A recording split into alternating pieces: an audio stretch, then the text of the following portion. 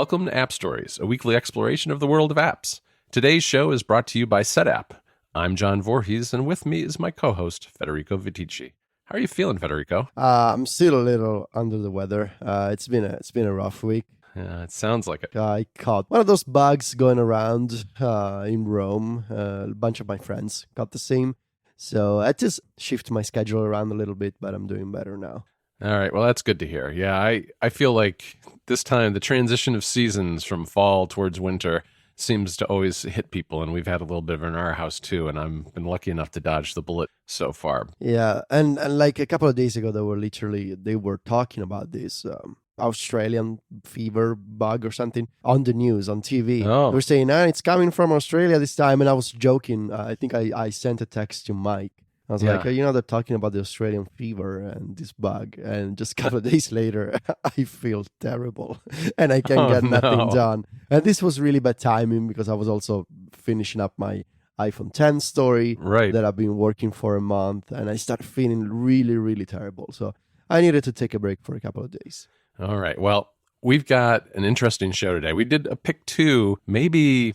I don't know. It's been 2-3 months ago now. Really? Yeah, it's been a while. We did it, I think, maybe in July or August. But we picked 2 apps, new apps that we've been using, or apps that we've returned to, and just talked about them a little bit more in depth than we do with some of the shows we create. And today we've got to pick 2, and we're going to talk about Pixelmator Pro and things. Mm-hmm. And I'm going to talk about Pixelmator Pro because that's an app that I dove into pretty deeply last week for a review on Mac Stories, and I've been really happy with it so far. The original Pixelmator is an app that I've used for a long time, mainly pretty simple stuff for the most part, to create screenshots and do some basic image editing of my own every now and then. And Pixelmator Pro, I think, really takes the app both to a new level in terms of functionality, but also is a complete redesign that I think people will like because it makes using the app a lot easier. So this is a new app for the Mac, and it's separate from the standard Pixelmator that's been around for years. Exactly. And they plan to keep the original Pixelmator around for now. It's not entirely clear how long it'll be around, maybe very long term, but it's around. Right now it's on sale, or at least it was as of a few days ago, for $15 US, which is a really great deal for that app. And it does a lot of great things that it may be enough for you. But Pixelmator Pro, I think, really is the future of the app because there are things in here that, as I understand it from talking to the developers, they just can't do with the old app because this has been rewritten from the ground up with some of Apple's latest technologies like Metal and machine learning and that sort of thing, which I'll get into in a little bit. All right. So I think the first thing to talk about and focus on is the design here because it's not just a new look.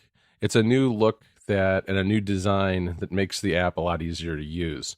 What they've done is, if you remember from the original Pixelmator on the Mac, when you opened it up, you had a lot of little palettes of tools. You could open up your tools to do things like cropping and sharpening and other image-related tasks. You had palettes for effects and for colors and for layers. And if you open them all up, you would have the main window with your image in it. And then you'd have all these little things off to the side where you would have to click around and find them and arrange them to get your work done. And that's a way of working that has been around for a long time on the Mac, but it gets a little cluttered sometimes. And what Pixelmator Pro has done is they've reduced the app down to a single window with 2 panes, one on each side. And on the left, you've got layers and everything you could always do with layers in the app. And on the right, you have your tools where you can do color adjustments, effects, all sorts of things. And the benefit of having it that way is that you always know where your tools are. I mean, it's one of those things that takes away a fair amount of cognitive load or friction that you have trying to figure out where you left that color palette somewhere on your big screen if you're working on a big display. And now they're all on either the left or the right. And the toolbar has been cleaned up. So there's just a handful of buttons on the far edges. And the look of the window is very dark. It's black and dark grays, focusing very much on the image in the center. So that's really the spotlight, as it should be when you're editing images. And I've been really pleased with it because I just found it easier to work in, and easier to know where to go to find things. It is different. It takes a little getting used to because a lot of the tools have been moved around in the menus. It's not just a redesign of the look, but a rethinking of how the tools work together and where they should be in the UI.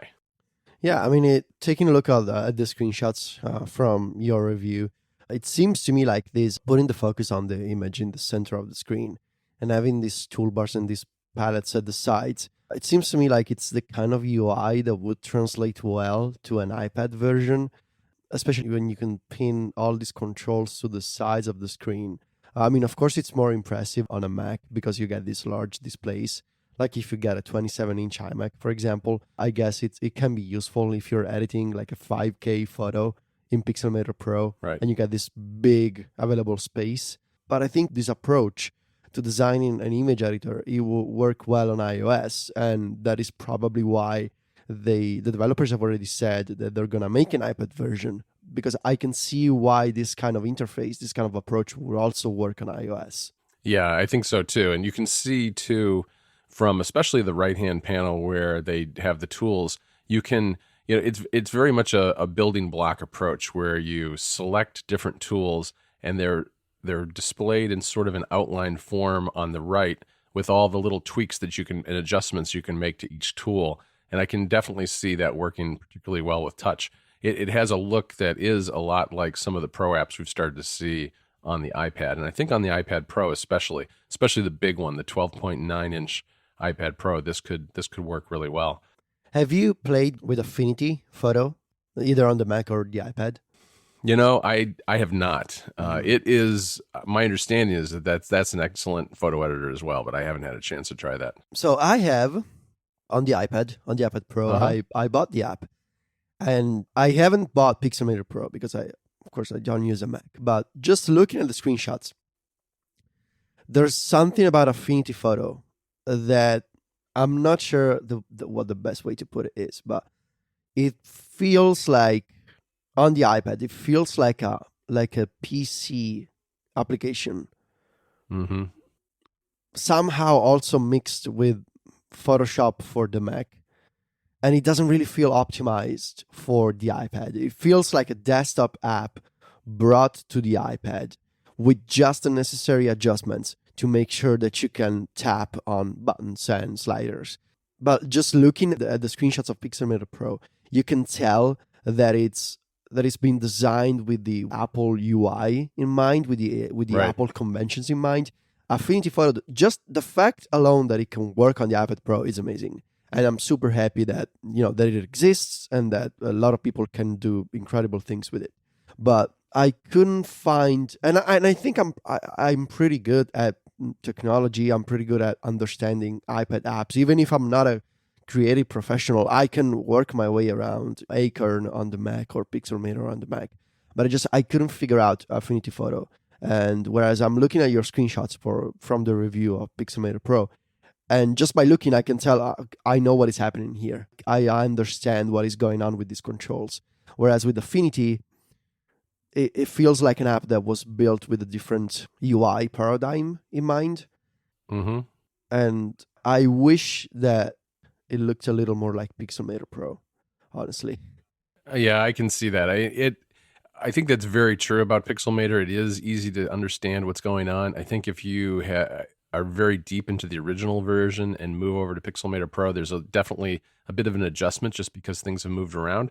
But especially if you're coming to it new, it's easy to figure out. There are a couple of little design choices that I found a little odd and were a little hard.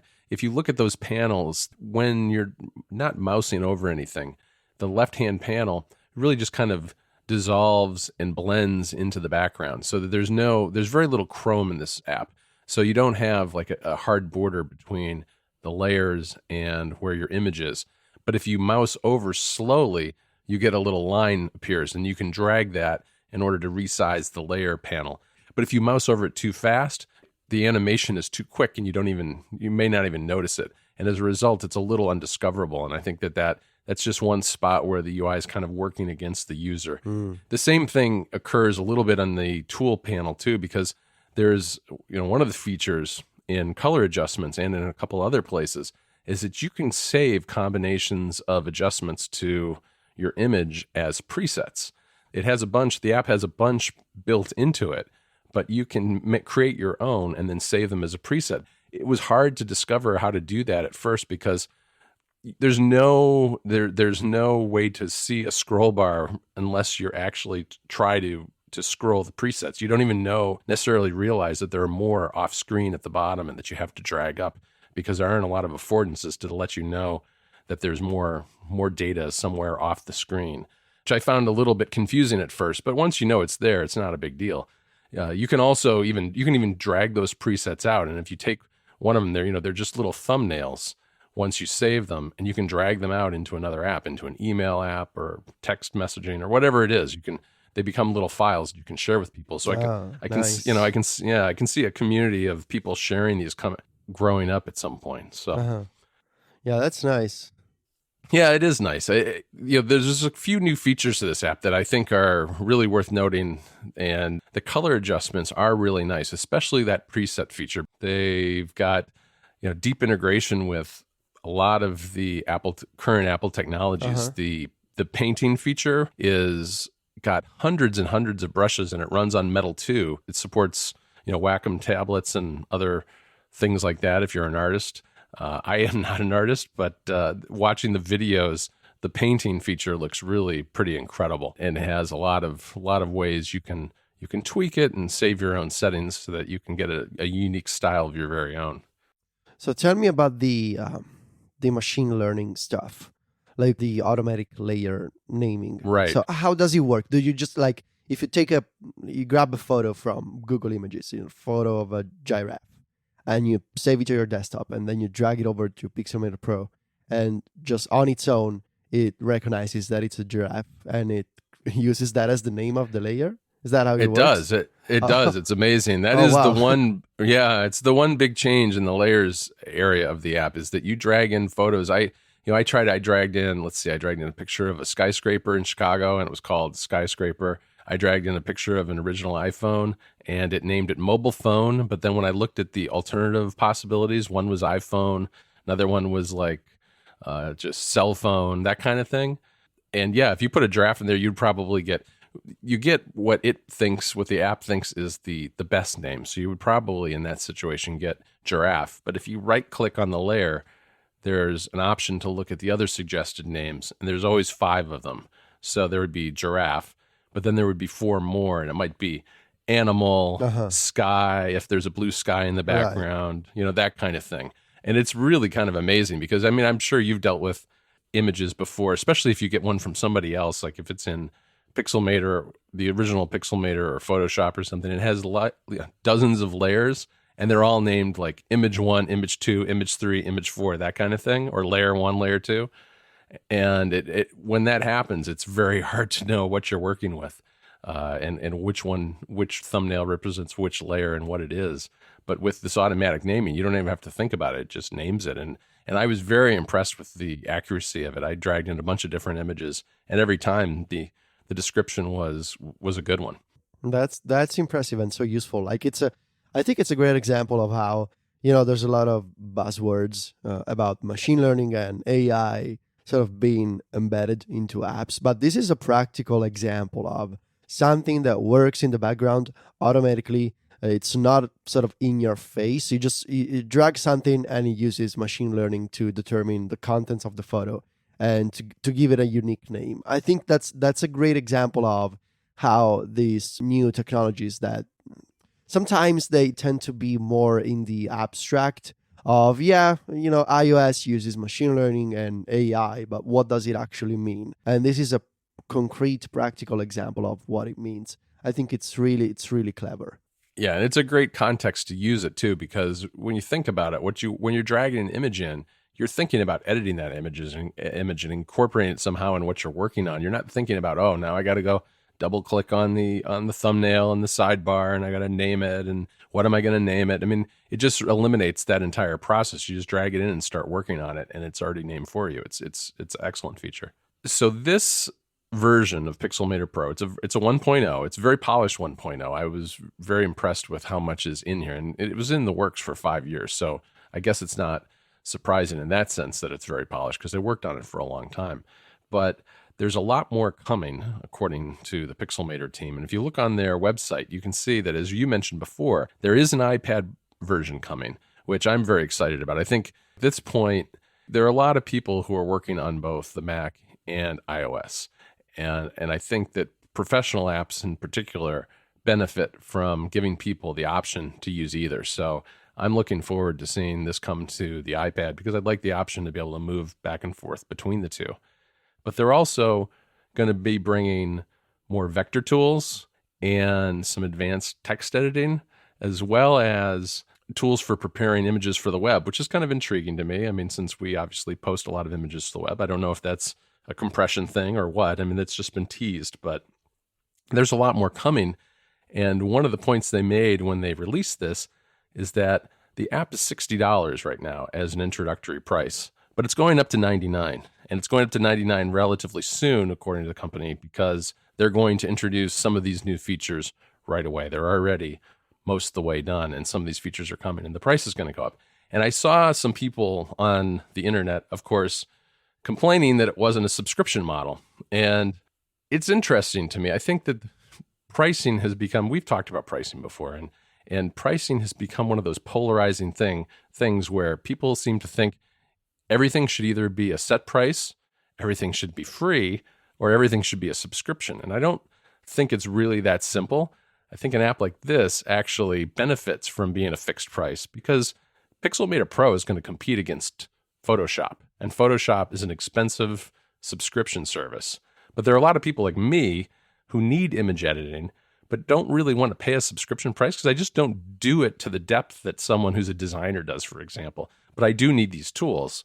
And so I think for an app like this, $100 is a lot, but I think it's also positions it very well against something like Photoshop.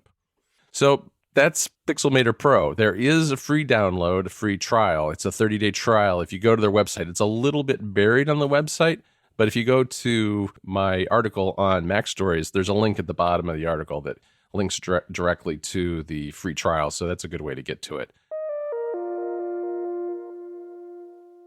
Thanks to SetApp for sponsoring App Stories this week. SetApp just keeps growing. It now features over 100 of the best apps available on the Mac in one suite for one low monthly price. There are apps here to do just about anything. There are apps to create a budget, code, write, edit images, you name it, SetApp has it. SetApp is easy to navigate too.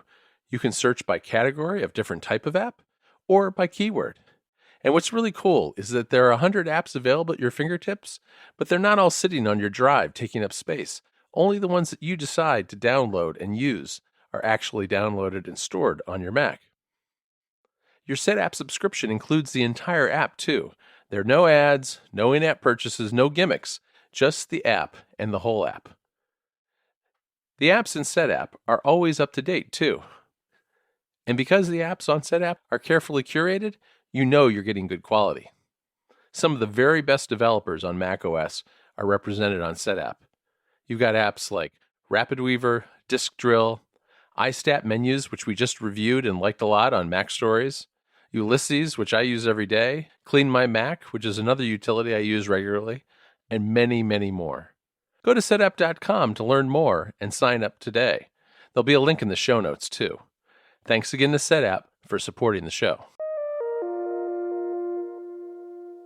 You, Federico, have been experimenting with task managers again, and you've come back and tried Things 3, and I'm interested to hear about it because I've used Things before, but I don't think I've used it since 2.0, so it's been a while, and I'm just curious what's changed and how you like it compared to some of the other things that you've been using. Yeah, I'm being curious to try Things again since I think we had a review on Mac Stories when Things 3 launched. I think it was sometime in the spring maybe, and then the app, of course, won an Apple Design Award. I think I should point out that this is not like a full commitment. I'm not saying that Things is the task manager for me. I just like the freedom of trying things out things out. Right. I like being free to experiment with stuff, whether it's a calendar client or an email client. I mean, App Stories listeners or Mac Stories readers know this, that I like to keep on top of apps and new releases. So I think the first aspect of Things 3 that really stands out, both on the Mac and on iOS, is the design. They are using this iOS 10, iOS 11 style, with this design philosophy. Started with the music app on iOS 10 and eventually came to more apps on iOS 11. But the use of white space and the large headlines, the use of San Francisco bold and heavy weights, the use of color for icons, the general feel of the typography within the app. It's a beautiful piece of software, and it's a rare case of the design that goes hand in hand with the functionality of the app, because the large headlines, they serve a purpose. They're not just there because they look nice. But for example, things as these, and I'm gonna jump around multiple features here, but to give you an example of how the design applies to the functionality of the app, when you go into a project, you can one of the new features in version 3 is that you can split up a project visually using headings. It's like if you're working on a markdown document and you want to have multiple sections, you create headings. And here, if you want to organize a project visually, the headings are not like sub-projects. They don't have a functionality per se. They're just a way to visually organize a project as if it was like a note or a document. And there's the font used for the headings is just slightly smaller than the name of the project, but it's also bigger than the tasks contained within the project and within the heading. And it's a very cohesive design that makes sense and looks beautiful and looks unlike any other task manager. Especially the cross-platform task managers like Todoist, for example, or maybe Remember the Mail. They tend to have a common denominator of a basic design that works well enough everywhere. Things is very much the kind of app that only works visually and functionally on Apple platforms. You can tell this app could only exist on iOS and on macOS. So could you give me an example of how you would use those headers? So let's say you're writing your iPhone 10 article, right? Yeah, that's exactly right. Explain, I know, I figured that's probably one thing you're doing. How would you organize that, and how would you use those headers in a project like that? The iPhone 10 story is indeed the project in my things right now. And just to give you an example, I have... So you can let tasks be in the main project view. They don't have to be under a heading in the project. But I have sections for writing, tests, photos and screenshots, and promotion. So writing, of course, is right now it's empty. It used to be like write the conclusion or write the wireless charging section. Tests was for the battery and wireless charging and USB-C tests that I was doing. So I kept a list of all the tests that I needed to do and all the benchmarks that I needed to try. Photos and screenshots, it's for media. So photos that I think of a what could be an interesting photo, and I save it there. Or I think of a screenshot that I want to take and I save it there for later. And promotion, it's just all the stuff that I need to do when the article goes live. So all the tweets that I need to send, the people that I need to contact, for example, sending drafts in advance to Mike and Steven and you and Ryan, for example. Right. And I find this approach really useful to have the freedom to visually and to also to sort of organize a project by topic in a way, like I would do for a note in Bear, for example. And it's also useful because you can archive individual sections if you tap on a contextual button next to them. And also all of these works with the drag and drop aspect of the app. So things, in addition to the iOS design language, heavily relies on in-app drag and drop. So you can move things around using buttons and menus, but really the most not just the most rewarding because it feels nice, but the fastest way to organize stuff within things is just to pick it up and move it around elsewhere. So if you can add, for example, a task within a project, but then you pick it up and you move it into a section, and that's been working really well for me. So yeah, I would say that if I keep using things, I'm still not sure, but if I keep using things, the feature of being able to have projects and sections within a project, that's really useful. And kind of, I know that you can do sort of the same with Todoist, but it doesn't look nearly as nice and it's not nearly as intuitive. So this is something that sets things apart. I like the idea of that because one of the things that I like to do, and I do this separate and apart from my task manager sometimes. What maybe I use, sometimes I use task paper, or sometimes I just use a note. And I do a lot of what you're saying, where I'll make a list of the upcoming weeks because we've got a lot of things going on in the next few weeks, and I'll just kind of create myself a list of what I've got going on and do it more topically like that, as opposed to by due date or something. And it sounds like Things is a real good solution for that sort of outlining note taking sort of organization. Yeah, and what's also nice is that tasks are sorted by due date within each individual section. So you can have different due dates for each task in different sections, and all of them will be sorted by date, which is nice. So in addition to the project organization and the drag and drop, I guess the primary change in Things 3 is the focus on today and upcoming. So the app is this is a very different approach to, I guess, to other task managers, but these are the two most important views. I mean, if you take out the inbox, which is basically the same concept of any other task manager, loosely based on the GTD method, you have an inbox where things go, and then from there you organize and you set dates and projects. But in the sidebar, the two top views are today and upcoming. So today is tasks that are due on the current day. And what's different about Things is that when you tap or when you click on a task, today and this evening are the only two shortcuts that you get for fast scheduling. Otherwise, you need to manually select a day on a calendar. So the app wants to make it easy when you add something to say, I got to do this today, or I got to do this evening, which this evening, from a functional perspective, this evening is today.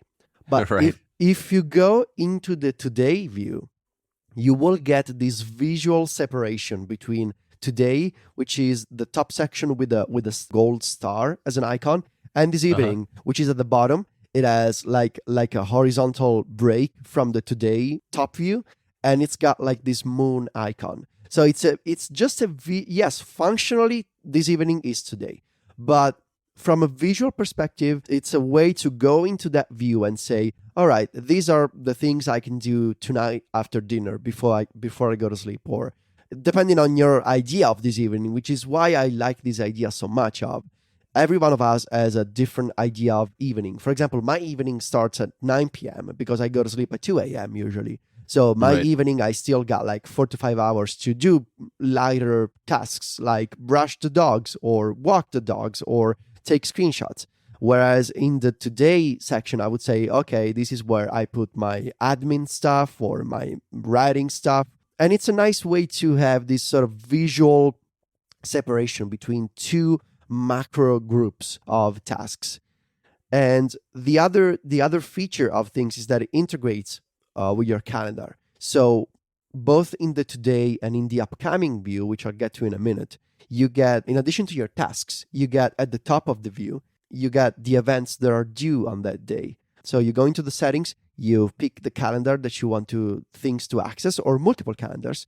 And so you have this complete view of your calendar events and the tasks for that day. It's sort of like the forecast view in OmniFocus, which I really like. Yeah. Things has the same functionality. That's nice, so that you have these tasks to do, but you also know that you're recording a podcast in the afternoon, so you probably don't have quite as much time to do those other things as you think you do, right? Exactly. And there's no conflict resolution, in the sense that I don't think if you add a task and you set a reminder for 4 p.m., but at 4 p.m. you also have an event. It doesn't tell you, but still, just visually, it's a way to say, okay, I got this appointment. I probably don't have time to do that at that time.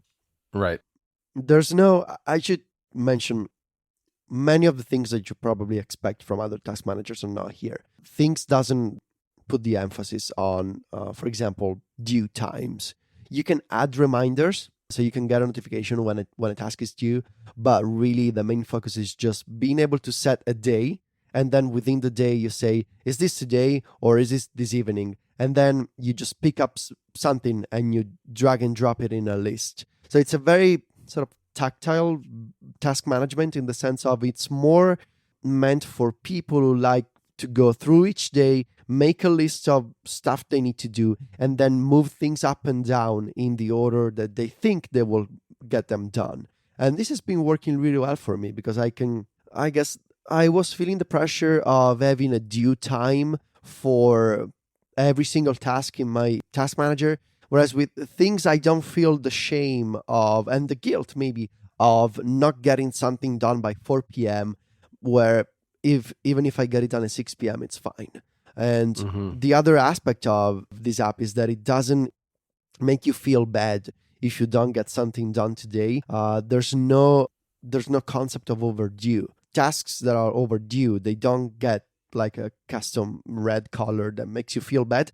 They just keep living in the today section until you get them done. And maybe this doesn't work well for some people, maybe it works well for others. I just think I like the fact that it doesn't make me feel bad when I have a queue of 10 different red to-dos in my task manager that tell me you haven't been getting done really. I know that feeling. I tend to have things that I have a lot of aspirations to get things done, and sometimes things just sit in there for a while. And I guess I do it in a way that is a little bit like things, in that I don't really put times on a lot of my tasks unless there's really something that has to be done at a particular time. I don't do that, and so I don't get that same kind of red shaming badge. But I do have a tendency to sometimes let things pile up in there for a while. So I mentioned drag and drop. There's this feature, I think it's called the magic plus button. You can basically pick up the plus button, and depending on where you drop it, it either becomes a task within a project, or a task within a section, or a task in your inbox. It's just a nice way to pick up the control and have it slightly change its functionality depending on where you drop it, which I think it's really clever. The app works well on the Apple Watch with watchOS 4. It allows you to create, so you can create new tasks directly from the watch using SiriKit, which not a lot of task managers have. So it's nice that, especially if you have a Series 3 watch, I guess, with cellular, you can talk to it and just use things without having to use it on your iPhone. So that is nice. Other features that I haven't fully explored yet. There's a quick find, which lets you find tasks, project tags, which I haven't been using at all. It's this search bar that basically has multiple features built in, but I haven't really used it. And drag and drop, I still want to explore more, but based on what I've seen so far, you can drop web pages from Safari, and you keep the title of the web page and the link to the web page as inside the task. And also you can drop links from Apple Mail. You get the subject of the email, you get the message URL to the individual message, so you can reopen it in Apple Mail. And nicely enough, Things uses a mail emoji when you drop a message into the app. So it's just a nice touch. And I should mention the downsides for those who are even considering Things. There's no automation here. There's some URL schemes, but there's no web automation. There's no API. There's no integration with Zapier or IFTTT, or basically there's none of that. So keep that in mind. There's no Amazon Echo Skill, for example. It's just an iOS and a Mac app with Siri integration. That's all. There's no rich drag and drop either. So it's not like you can pick up rich text and drop it into Things and that rich text becomes Markdown or stays as rich text. That's not possible. And also you cannot pick up a task and then batch select other tasks as you're dragging one and sort of create a stack of multiple drag items. that is not possible. You can only drag and drop one task at a time. Yeah, that's too bad. From a reorganization standpoint, I can see, getting behind on a project and wanting to move a lot of things around to different areas of the app and not being able to pick up a stack is just too bad, I guess. Yeah. And finally, there's no collaboration. So this is a single user app. I guess you can maybe use the reminders integration, and if you connect like a shared reminders list, you can sort of fake it, but it's not really meant for collaboration. There's no multi-user support. This is a single player only task manager. And finally, there's no support for attachments. So you cannot attach a PDF or a photo or any other type of document to tasks. This is only meant for entering text tasks into the app. So overall, I would say this is no competitor to Todoist. It's not the kind of web API powered task manager, but it's unique. It's unlike anything else I've tried on iOS and the Mac so far. I wanna keep experimenting with it. I have some early feelings and thoughts about it that I wanna see if they actually make sense over time. But I'm impressed with the way that it looks, the way that it works. It requires a different mindset. But if you've been feeling a little stressed and if you feel like your task manager is a cause of anxiety, maybe in a way for you, I would seriously recommend trying things free. There's a trial on the Mac. There's no trial on iOS. So maybe just try the iPhone app, which costs like $10, or try the Mac app for free and see if it works well for you. All right. Yeah, that sounds very interesting. I should experiment with that as well. There's a few things about that it's missing that I really liked about Todoist, but as you said, it always pays, I think, especially given what we do, to experiment a little bit and see what else is going on in different corners of the iOS and macOS ecosystem. Okay, Federico, well, I guess that's it for this week. I hope you feel better. We'll be back next week with another episode. Thanks again to our sponsor this week, SetApp. You can find Federico and I at macstories.net and with Called Mac Stories. Federico is on Twitter. He's at Viticci, that's VITICCI, and I'm at John Voorhees, JOHNVOORHWS. Talk to you next week, Federico. Ciao, John.